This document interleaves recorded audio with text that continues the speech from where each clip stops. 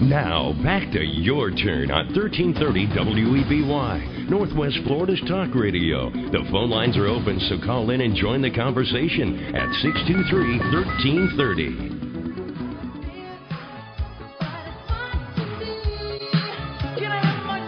All right, welcome back, folks. You're listening to 1330 AM WEBY. Now, for those just tuning in, we have Gerald Celente with TrendsResearch.com. We appreciate you joining us on the radio show here. You have a lot of insight to some of the things going on. I see you have even articles on organic food and clean foods. And that's I coined that term, actually, clean food. Well, this was in 1988 that you actually... Yeah. Now, Gerald, we're going to go ahead and move to a caller, Carmen Reynolds, who's actually going through a court case. I believe she's going to update us. Is that right, Carmen? Yes, Adam, I'm here, and I'm standing in front of the courthouse in Milton. I have a report. Oh, go ahead.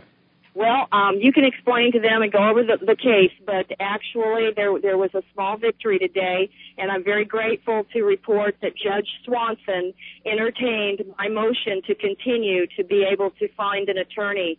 So he granted a continuance today over the objection of Tallahassee and the state, who did not even make it to the hearing. They stayed in Tallahassee and did this via conference call. It was not important to the state. Okay, well, Carmen, to update our listeners just joining us, and also Gerald Celente, would you give us a quick summary of what your case is about? Yes, in the state of Florida, there is a statute that says if mandatory vaccines become reality, they can test, examine, quarantine, treat, and vaccinate us.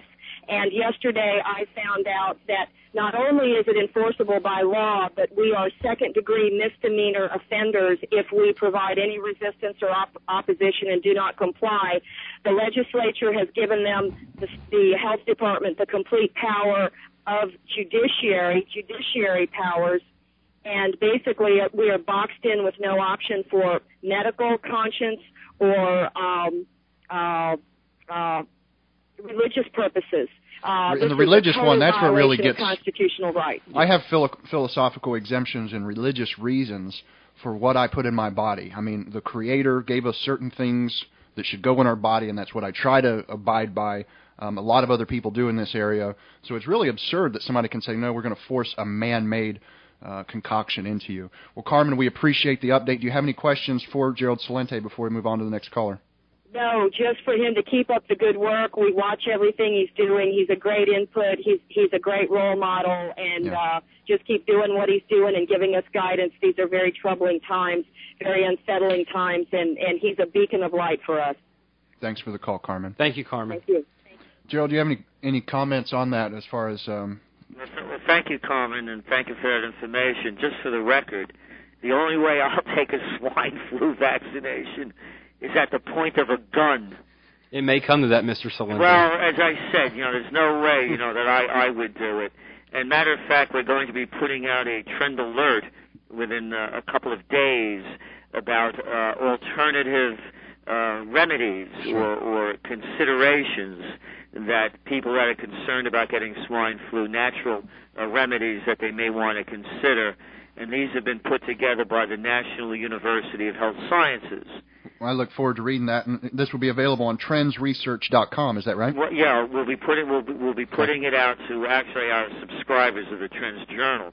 Okay. And it's a trend alert, and also into understanding that just as why would anybody believe the political establishment, who would believe the pharmaceutical group?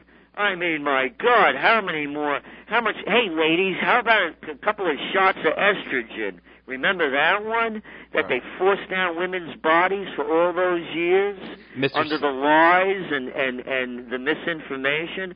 One thing after another.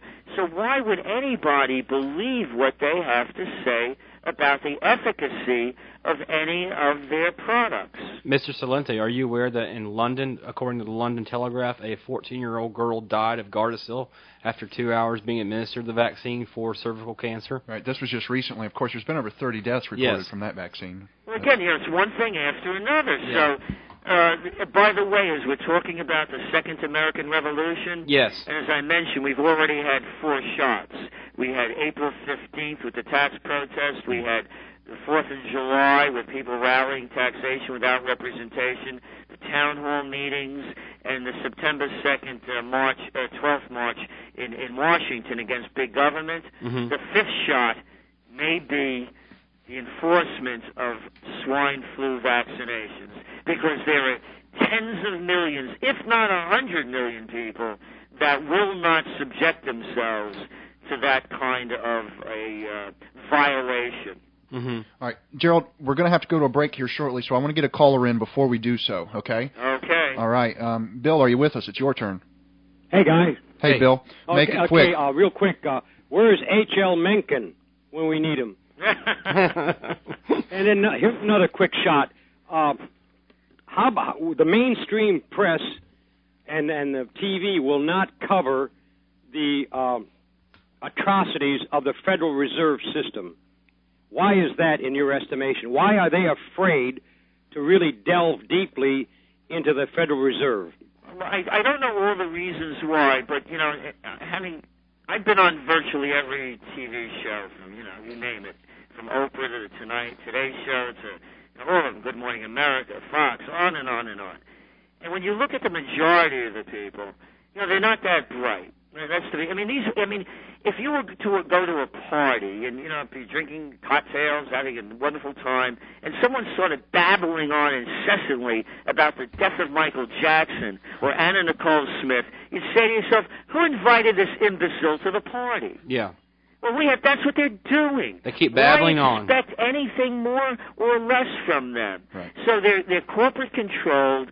The Federal Reserve is not on their radar screen, and if they talk about it, they're going to whitewash it. Look at the people they prop up day in and day out. The same people with the same wrong forecasts and the same misjudgments. Yeah.